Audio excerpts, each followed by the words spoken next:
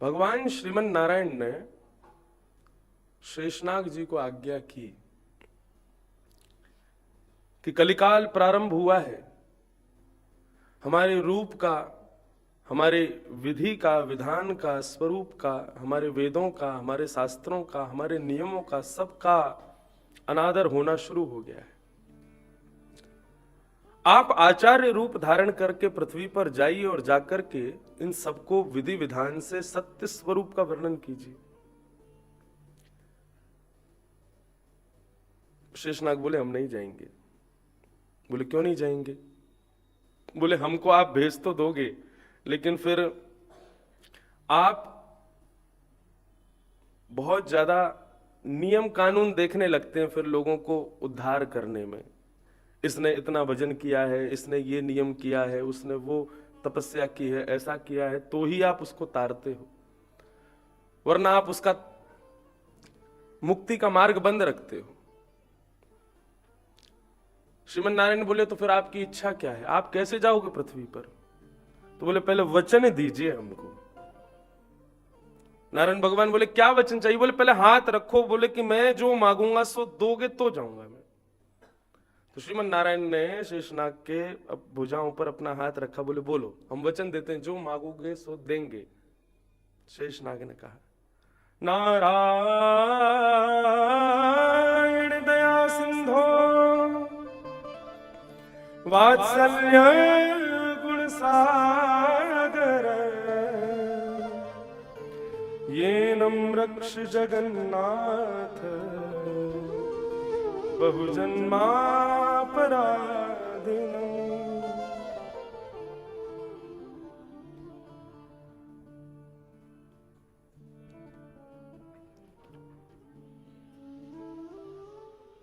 नारायण दया सिंधु श्रीमन नारायण नारायण नारायण श्रीमन नारायण नारायण नारायण श्रीमन नारायण नारायण नारायण नारायण नारायण भजमन नारायण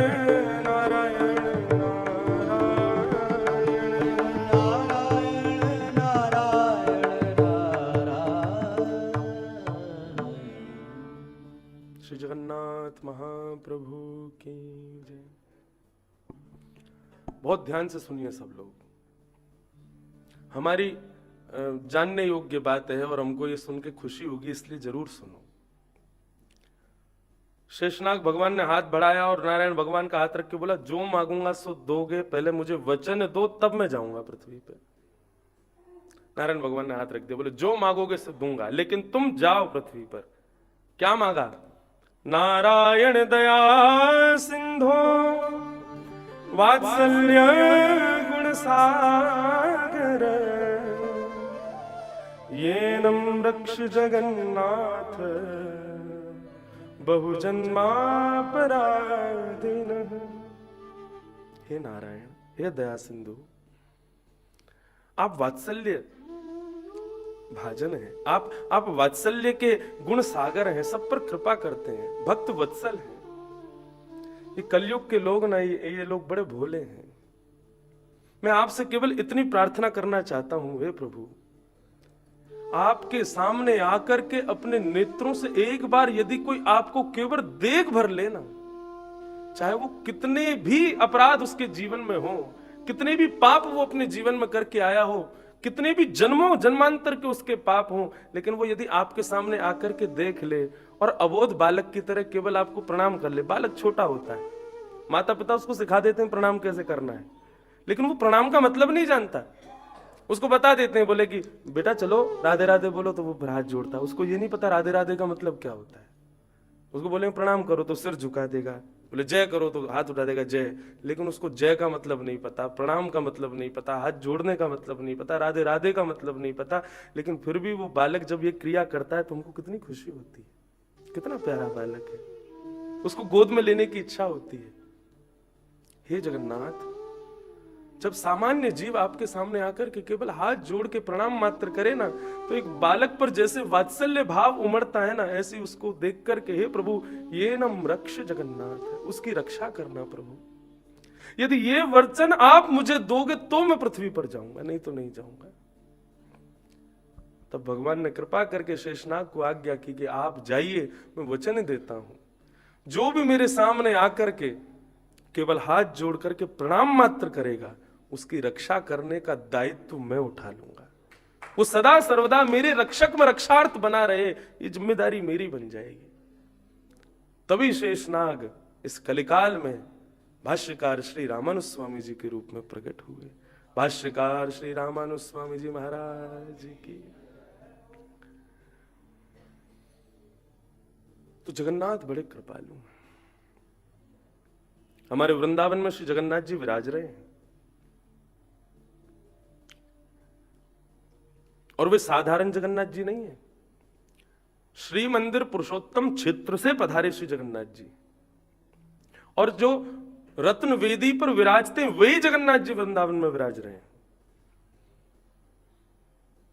अगर कल कथा क्रम के बाद में परिक्रमा का अवसर हुआ तो उनके दर्शन करेंगे। जगन्नाथ घाट पर जगन्नाथ जी बैठे, और वे साधारण जगन्नाथ जी नहीं है।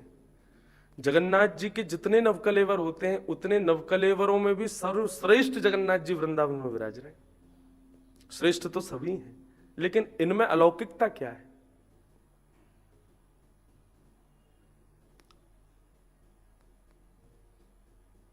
श्री चैतन्य महाप्रभु की मां सची जी का जब नवद्वीप में परमपद हुआ, तो श्री अद्वैत आचार्य ने भगवान श्री चैतन्य महाप्रभु को एक पत्र लिखा, और उस पत्र के माध्यम से कहा, हे प्रभु, आपका आवाहन जिस भाव के लिए किया गया था वो पूर्ण हो गया। अब आप चाहें तो अपनी लीला में प्रवेश कर सकते हैं। चैतन्य महाप्रभु ने जब वो पत्र पढ़ा तो गंभीरा में जाकर के गंभीर मुद्रा में रात भर श्री जगन्नाथ जी का स्मरण करते रहे, और प्रातःकाल जैसे ही हुआ अपनी समस्त भक्त मंडली के साथ में हे कृष्ण कीर्तन करते हुए मंदिर को प्रस्थान कर गए। और जैसे ही मंदिर में पहुंचे तो मंदिर में अपने समस्त परिकर को छोड़कर के दौड़े चैतन्य महाप्रभु सीधे श्री जगन्नाथ जी के गर्भगृह में प्रवेश किया। जगन्नाथ जी ने अपने कपाट बंद कर दिए।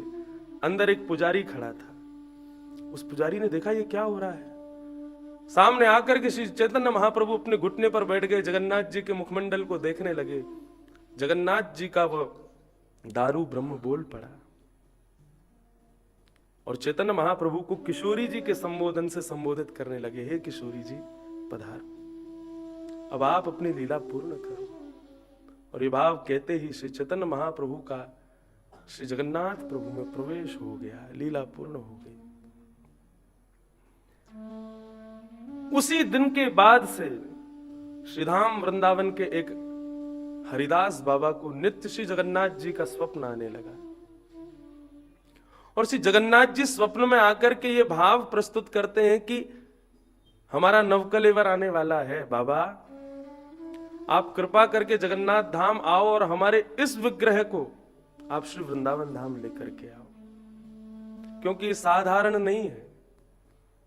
किशोरी जी विद्यमान है इस स्वरूप में। जगन्नाथपुरी में नवकलेवर जब होता है तो पूर्व जो पूजित ठाकुर जी हैं उनको पृथ्वी में समाधि दी जाती है, उनको वहीं पर विराम दिया जाता है। ऐसा भक्त चरित्रों में पढ़ा गया है। श्री जगन्नाथ जी ने हरिदास बाबा को स्वप्न दिया, बोले बाबा आप मुझको लेकर के श्रीधाम वृंदावन आओ। तो ऐसा भाव बताते हैं कि श्री हरिदास बाबा दंडोती परिक्रमा लगाते हुए, दंडोती करते हुए श्री उड़ीसा गए, और श्री जगन्नाथ जी के क्षेत्र में पहुंचे। श्री जगन्नाथ जी के पंडा पुजारियों को जाकर के अपना स्वप्न बताया, अपना भाव कहा। सब हंसने लगे, बोले आज तक की परिपाटी में जगन्नाथ जी में ऐसा हुआ जो अब होगा। जगन्नाथ जी का जो नियम है वो नियम है, नवकलेवर होगा तो पूर्व विग्रह को पृथ्वी में समाहित होना ही पड़ेगा, आप कैसे ले जा सकते हो उनको। हरिदास बाबा बोला तो फिर और कहां ऐसा, कौन सा ऐसा स्थान है जहां जाकर मैं अपना भाव कहूं? तब उन्होंने कहा राजा से जाकर के आप प्रार्थना करो, राजा यदि मान जाएगा तो फिर कुछ हो सकता है। सब जानते थे राजा भी नहीं मानेगा। हरिदास बाबा ने जाके राजा को कहा कि जगन्नाथ जी मेरे स्वप्न में आए थे और वे कहकर के गए हैं, वो साधारण नहीं है, किशोरी स्वरूपा श्री चैतन्य महाप्रभु उनमें विद्यमान है, वे साधारण ब्रह्म नहीं है। आप नवकलेवर के माध्यम से उनके भीतर विराजमान जीवित शालिग्राम को दूसरे ठाकुर जी में विद्यमान कर दो, लेकिन ये पूर्व ठाकुर जी जो हैं ये फिर भी जीवित ही रहेंगे, क्योंकि इनमें श्री चैतन्य महाप्रभु विराजमान है। इनको आप पृथ्वी में समाविष्ट मत कीजिए, इनको वृंदावन जाना है, वृंदावन भेज दीजिए। राजा भी जोर से हंसने लगा, बोले प्रभु हम सब जानते हैं क्या लीला हुई, लेकिन ये संभव तो नहीं है। हरिदास बाबा ने ना राजा को देखा ना पंडा पुजारी, जगन्नाथ जी को जाकर के खूब सुनाई, और सब तुम्हारी वजह से हो रहा है, हम कभी ब्रज नहीं छोड़ते, लेकिन आपकी इच्छा थी इसलिए ब्रज छोड़ करके आ गए, दंडवती परिक्रमा लगाते हुए आए हैं, तुमको ही ब्रज जाना है इसलिए इतना परिश्रम हम करके आए हैं, और अब यहां आकर के सारी परिपाटी अपनी सुना रहे हो कि हम तो भीतर ही जाएंगे, हम तो नीचे ही रहेंगे, हम तो ऐसे रहते हैं, ये कभी नहीं हुआ, अब कैसे हो जाएगा? जब ये सब होना ही नहीं था तो फिर हमको बुलाया क्यों आपने? या तो आपको लेकर के जाएंगे, नहीं तो समुद्र में कूद करके अपने प्राणों का परित्याग कर देंगे।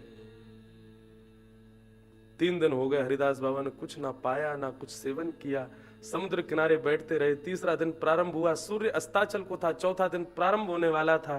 हरिदास बाबा समुद्र में प्रवेश करने लगे। जैसे ही प्रवेश करने लगे तभी राजा को स्वप्न में जगन्नाथ जी ने आदेश कर दिया, बोले कि ये बाबा अपनी स्वेच्छा से नहीं आए, मेरी इच्छा से आए, मुझे निश्चित ही श्री वृंदावन में विराजना है, आप अपनी परिपाटी सदा सर्वदा जैसी है वैसी रखो, लेकिन इस स्वरूप को श्रीधाम वृंदावन पहुंचाओ।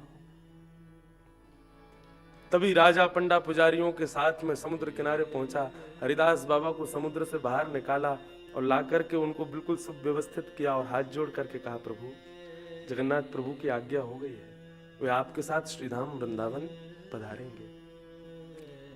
सुंदर रथ की व्यवस्था की गई और पहली बार श्री जगन्नाथ धाम में ऐसा हुआ, वही मूल विग्रह श्री जगन्नाथ जी का जिसमें श्री चैतन्य महाप्रभु विराजमान हुए थे, वो जगन्नाथ धाम से चल करके श्रीधाम वृंदावन पधारा और आज तक वृंदावन धाम में विराजमान है।